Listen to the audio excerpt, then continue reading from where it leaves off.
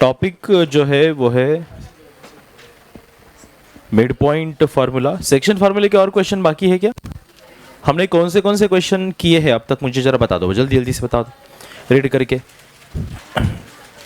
Section formula पढ़ाने के बाद कौन से क्वेश्चंस हमने किए हैं वो पढ़ करके बताओ मुझे। बस एक एक लाइन पढ़ के बताओ जल्दी जल्दी। ओके, हमने रेशियो फाइंड किया है क्या M:N किसी क्वेश्चन में? किया है? नहीं किया है? चेक करो। तो रेशियो वाला करना पड़ेगा। अच्छा, हमने रेशियो दिया है, बीच वाला जो पॉइंट होता है जो सेक्शन कराता है उसका भी कोऑर्डिनेट दिया है, लेकिन किसी और पॉइंट का, एंड पॉइंट में से किसी और का कोऑर्डिनेट निकालना है। ये वाला किया है? वो R और S वाला किया था। बहुत बढ़िया। आज फिर सेक्शन का एक और क्वेश्चन बस हम करते हैं जो कि होगा रेशियो खुद निकालने के लिए। ओके, और उसके बाद जो फिर है हम लोग मिड पॉइंट फॉर्मूले की तरफ बढ़ेंगे। Is it clear? अरे यस और नो? चले आगे। तो जल्दी से मैं अपने यहाँ पे क्वेश्चन ओपन कर लेता हूँ और फिर आप लिखना स्टार्ट करना। और ये मुझे आई गेस समझाने की भी ज़रूरत नहीं पड़ेगी, जितना अपन ने अभी तक पढ़ा है, प्रैक्टिस किया है, उसी के बेसिस पे आप लोग ये क्वेश्चन बड़े आराम से सॉल्व कर पाओगे। फार्मूला सेम ही इस्तेमाल करना है, बस गिवन डेटा अलग होगा और फाइंड अलग चीज़ करनी होगी, है ना। हर बार कोऑर्डिनेट निकालते, इस बार वो रेशियो निकालना पड़ेगा। बहुत ही प्यारा क्वेश्चन होता है। देखो बेटा, नहीं आया तो मैं तो करूँगा ही बोर्ड पर, ठीक है, कोई टेंशन वाली बात नहीं है। क्या बोलता है देखो, क्वेश्चन क्या बोलता है?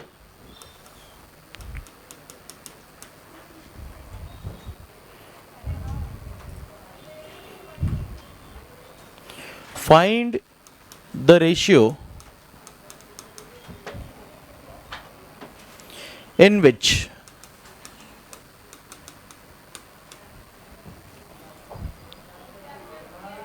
the line segment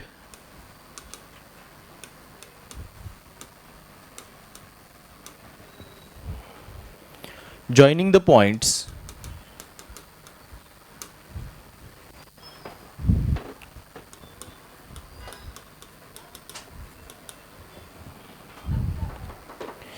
A 3,8 and B -9,3 is divided by y axis। बड़ा ही सुंदर, बड़ा ही प्यारा, बड़ा ही इंटरेस्टिंग सा क्वेश्चन है। आप लोग आपके बुद्धि का पूरा इस्तेमाल करके इस क्वेश्चन को सॉल्व करने की कोशिश करो। जिसने थोड़ा सा भी सेक्शन फॉर्मूला घर पे अगर प्रैक्टिस किया है या अच्छे से इस टॉपिक को समझा है तो आपको ज़रूर ये क्वेश्चन सॉल्व हो जाएगा, ठीक है। Let us give a try. Okay, आप पहले ट्राई करो, नहीं आएगा तो फिर मैं तो कर ही दूंगा, ठीक है। चलो, everyone do it fast, try to do it.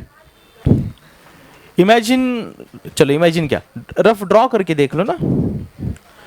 अगर आपको बोला जा रहा है कि दो पॉइंट से जुड़ने वाला सेगमेंट किसी पर्टिकुलर रेशो में डिवाइड हो रहा है, यही इंफॉर्मेशन है। अरे यस और नो? दो पॉइंट से बनने वाला जो सेगमेंट है वो सेगमेंट कहीं ना कहीं पे डिवाइड हो रहा है किसी पर्टिकुलर रेशो में, लेकिन उसे डिवाइड करने वाला जो इंसान है वो है वाई एक्सिस। उसे डिवाइड करने वाला इंसान कौन है? इंसान ही मतलब चीज है ना। Who is the culprit here? Y axis। अब Y एक्सिस के हिसाब से सोचो ना फिर, ये Y एक्सिस है आपका। अरे सर नो, अगर Y axis is the culprit, अगर Y axis is the reason, is the thing which is dividing our line segment in some particular ratio which we don't know, we have to find it, but what we know, y axis, उसकी वजह से हो रहा है। तो बच्चे, बहुत basic सी जानकारी आपको ऑलरेडी पता होती है कि y एक्सिस अगर है तो y एक्सिस के पॉइंट्स कुछ खास तरीके से दिखते हैं, कुछ खास तरीके से। हमेशा इसका x कोऑर्डिनेट और y कुछ ना कुछ होगा। अरे यस और नो? क्या लॉजिक समझ में आ गया? भी नहीं है? ए इजी है ना रे। देखो भाई साहब, क्या करना है, ये आपके पास कोऑर्डिनेट है, ये आपके पास कोऑर्डिनेट है, इसको नाम दिया ए जिसका कोऑर्डिनेट बोलता है क्या है 3,8, इसको नाम दिया है बी जिसका कोऑर्डिनेट क्या बोलता है -9,3। असल में ये ऐसे दिखेंगे क्योंकि आप जानते हो माइनस वाला कोऑर्डिनेट यहाँ पे आएगा क्या, कभी नहीं आएगा ना। असल में कहाँ पे होना चाहिए, कर दे क्या चेंज जल्दी से, चलो थोड़ा फील के साथ ही करते ना तो ठीक से करते। ये कहाँ होना चाहिए, इधर ए है ना, जो कि है कितना 3,8, परफेक्ट वर्क्स। और ये क्या होना चाहिए बच्चा, बी -9,3। अब बराबर है क्योंकि एक्स एक्सिस पे माइनस इधर आएगा है ना, ओके। लेकिन ये ऐसे सीधी लाइन होगी ये भी ज़रूरी नहीं है, अपने कार्टेशियन कोऑर्डिनेट में ऐसी टेढ़ी लाइन हो सकती है, ए पॉइंट यहाँ पे हो सकता है, बी यहाँ पे, ज़रूरी नहीं है ना, क्योंकि आप ऑलरेडी जान सकते हो ये टेढ़ी ही है। क्यों टेढ़ी है बेटा, एक 3 पे वाई का कोऑर्डिनेट, एक वाई का कोऑर्डिनेट 8 पे, मतलब ये टेढ़ी लाइन है, सीधी लाइन है क्या, नहीं तो इधर भी 8 आता तो इधर भी 8 आता, सीधी होती तो। अरे यस और नो। तो लॉजिकली कितनी चीज़ें आप समझ सकते हो देखो, और ये लॉजिक बनना चाहिए दिमाग में ही, तभी तो आप क्वेश्चंस को इमेजिन करके उसका सही आंसर ढूंढ पाओगे कि मुझे क्या अप्रोच लगानी है, मुझे क्या स्टेप्स परफॉर्म करनी चाहिए, मुझे क्या सोचना पड़ेगा। ये सोच कैसे पैदा होगी, जब सारी बातें नजर आएगी और ये आपको समझ में आएगी। अरे यस और नो। अच्छा, अभी जो मैं बड़बड़ा रहा हूँ इतनी देर से, ये भी समझ में आ रहा है कि नहीं आ रहा है, पक्की बात। तो ध्यान दे बेटा, मेरे को निकालना है एम और एन में, ठीक है निकलेगा, रुको जरा सब्र करो। क्या मेरे को फिलहाल के लिए ये 0 है ये मालूम है, और ये मेरे लिए एक खास इंफॉर्मेशन है। बोला ठीक है, कौन सा कोऑर्डिनेट 0 है बेटा, एक्स वाला कि वाई वाला, एक्स वाला। तो क्या अपने सेक्शन फार्मूले के हिसाब से x का अगर मैं फार्मूला लिखूं which is mx2 plus nx1 upon m plus n, तो यहां x की वैल्यू मेरे पास अभी है which is how much, okay डाल दिया। बोल बेटा m नहीं मालूम सर, कोई बात नहीं, x2 हाँ जी सर मालूम है 3, प्लस n नहीं मालूम सर, ओके, x1 हाँ जी सर मालूम -9, m प्लस n नहीं मालूम, अरे ठीक है कोई बुरी बात, अरे सर नो लिख लिया। फिर क्या करेंगे, ये पूरी चीज़ इस तरफ लेके जाएंगे, 0 ही बन जाएगी, कोई उसका मतलब टिकेगा क्या। तो क्या अल्टीमेटली मैं ये बोल सकता हूँ कि 3m -9n 0 के बराबर है, या तो मैं ये बोल सकता हूँ 3m 9n के बराबर है, या तो मैं ये बोल सकता हूँ m अपॉन n 9/3 के बराबर है, या तो मैं ये बोल सकता हूँ 3 1 जा 3 3 3 जा 9 यानी कि m अपॉन n 3/1 के बराबर, या तो मैं ये बोल सकता हूँ कि m/n 3/1 के बराबर है।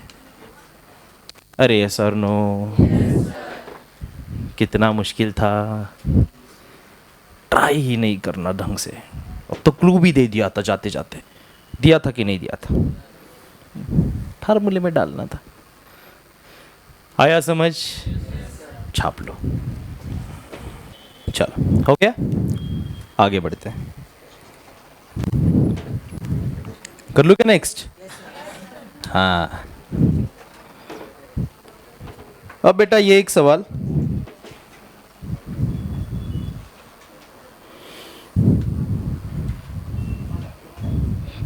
चलो ठीक है, अब मिड पॉइंट कर लेते हैं, काफ़ी इतने, क्या चाहिए और, पक्का कर ले मिड पॉइंट फार्मूला, मज़ा आ जाएगा।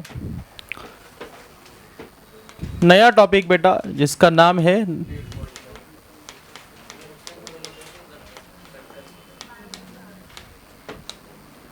देखो, जैसा सेक्शन फार्मूला वैसा ही मिड पॉइंट फार्मूला। या तो मैं बोलता हूं mid point formula section formula ही है। क्या सर स्कूल के टीचर ने अलग फार्मूला बोला, आप ऐसे बोलोगे तो फिर नहीं, इतना आप पे विश्वास नहीं कर सकते, हमारे स्कूल के टीचर भी बढ़िया है। मैंने बोला mid point formula section formula ही है, mid point formula section formula ही है, section formula mid point formula नहीं है, mid point formula section formula है। होय होय होय होय होय होय होय होय, क्या बोल दिया sir, mid point formula section formula ही है। Let me prove it to you. अरे यस और नो? चलो प्रूव करते हैं। आपके इस तरीके के कार्टेशियन कोऑर्डिनेट सिस्टम में हम लोग ने एक इस तरीके का सेगमेंट ले लिया था, याद है आपको? अरे यस और नो? फिर हमने बोला था कि यार यहाँ पे इसके जो दोनों एंड पॉइंट्स है, इसको हमने ए और बी बोल दिया मान लेते हैं, इसके कुछ कोऑर्डिनेट्स हमने लिखे। अरे यस और नो? और हमने बोला कि एक नाला एक पॉइंट आ जाता है, पता नहीं कहीं से एक नाला एक पॉइंट आ जाता है, जो पॉइंट आकर के इस सेगमेंट ए बी को किसी एक पर्टिकुलर रेशियो में डिवाइड करता है। Is it true? अरे यस और no? Yes sir, it is true. We have studied this, है ना? We have solved so many questions based on this, right? We have learned the formula. अरे yes और no? We know the formula, which is yx is equal to mx2 plus nx1 upon m plus n, y is equal to my2 upon m plus n। ये सब याद है हमको अच्छे से। लेकिन सर आप कैसे बोल रहे हो कि आपका ये जो मिड पॉइंट फार्मूला है ये सेक्शन फार्मूला ही है? Let us see how. Imagine किसी भी सेगमेंट के लिए उसका मिड पॉइंट क्या होता है, ध्यान से समझो। ये अगर आपका सेगमेंट है which is again segment A B. Now you all know very well कि if let's say if point P is a midpoint, what is it? Midpoint of what? Of segment AB.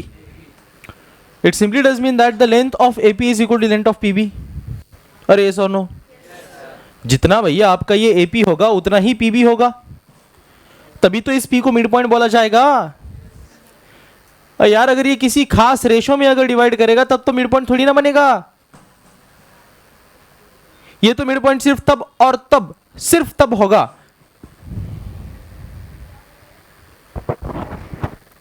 जब ये AP का distance और ये PB का distance बिल्कुल same होगा। और डिस्टेंस सेम होने का मतलब है क्या इनका रेशो 1:1 होगा? सोचो ना यार, जितना AP उतना ही PB। मैं बोला जितना AP उतना ही PB। PB को क्या बोल दिया? AP ही बोल दिया, क्योंकि PB कितना है? AP के ही बराबर, AP अपॉन EP। आंसर क्या आया? तो इसका रेशो जिसको मैं m:n मान रहा था वो कितना आया? जब सेगमेंट लेंथ के होंगे तो कोई रेशो थोड़ी बनेगा, रेशो कितना हो जाएगा? 1:1। अरे यस और नो? तो भाई साहब मैंने जो सेक्शन फार्मूला पढ़ा जहां पे ये पॉइंट नाला एक पॉइंट पी कहीं पे आ जाता, मैं बोला कहीं पे नहीं आ रहा, इस बार ये कहां पे आ रहा? मिड पॉइंट पे आ रहा। यानी कि रेशो कितना बनाएगा? 1:1 का। इसका मतलब ये इनकी लंबाई 1 सेंटीमीटर या 1 मीटर होगी। जितनी इसकी होगी, मान ले इसकी 5 सेंटीमीटर, इसकी भी 5 होगी, तो 5/5। इसकी 200 होगी, 200/200। हमेशा रेशो क्या मिलेगा? इन दो सेगमेंट्स का रेशो क्या मिलेगा? 1:1 मिलेगा। Is that very very clear? तो भैया अगर ये बात क्लियर हो चुकी है तो जरा ध्यान दो, जरा क्या करो? ध्यान दो। सेक्शन फार्मूला बताओ।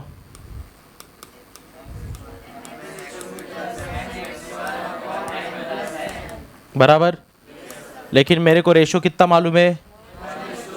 मैं लिखता हूं, बट m:n इज 1:1। सो बोलो x इज इक्वल टू क्या बनेगा? m की वैल्यू 1 इंटू क्या है? x2। n की वैल्यू 1 इंटू क्या है? x1। m और n क्या है? तो x इज इक्वल टू क्या मिला? x2 प्लस x1 अपॉन 1 + 1 2, यानी कि simply x1 plus x2 upon 2। ये आपका मिड पॉइंट फॉर्मूला कहाँ से निकला? विश्वास ही नहीं है। आपका mid point formula section formula ही है, लेकिन सेक्शन वहां पे किस रेशो में होता है? Is that very very clear? आया समझ में? ऐसे में किसके लिए लिख सकता हूँ? y is equal to, similarly बोल देंगे, similarly y is equal to y1 plus y2 upon 2। Simple है ना मिड पॉइंट फार्मूला।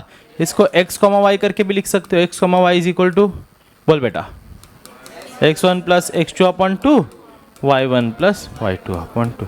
ये है आपका मिड पॉइंट फार्मूला। कौन सा फार्मूला आया समझ में सबको? छाप लो जल्दी से।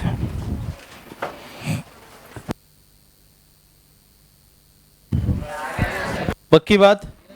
मतलब इस बार आपके पास कोई सेगमेंट होगा ऐसा जिसके पॉइंट्स ए और बी होंगे, जिनके कोऑर्डिनेट्स x1 y1 और x2 y2 होंगे, और इनके बीच में एक नालायक पॉइंट आ जाएगा, लेकिन एग्जैक्ट बीच में आ जाएगा, एग्जैक्ट बीच में, क्योंकि जितना ये होगा उतना ही ये सेगमेंट होगा। तो ये P पॉइंट के कोऑर्डिनेट जो कि x, y होंगे, उनके आंसर्स निकलेंगे इस तरीके से। ये x होगा x प्लस 2 अपॉन 2, और ये y होगा y plus y2 upon 2। Done है ना? ये डायग्राम भी निकाल लेना कहीं पे, ठीक है, सपोर्ट के लिए, क्योंकि पहले वाले डायग्राम मैंने रफ कर दी थी, डायग्राम निकाल लेना। क्वेश्चन बोलता है find the coordinates of point P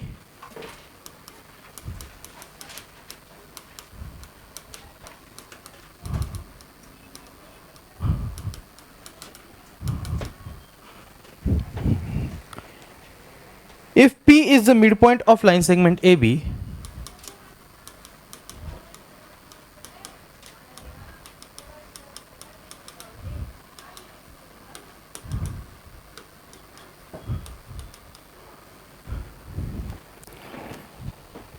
with A -4, 2 and B 6, 2.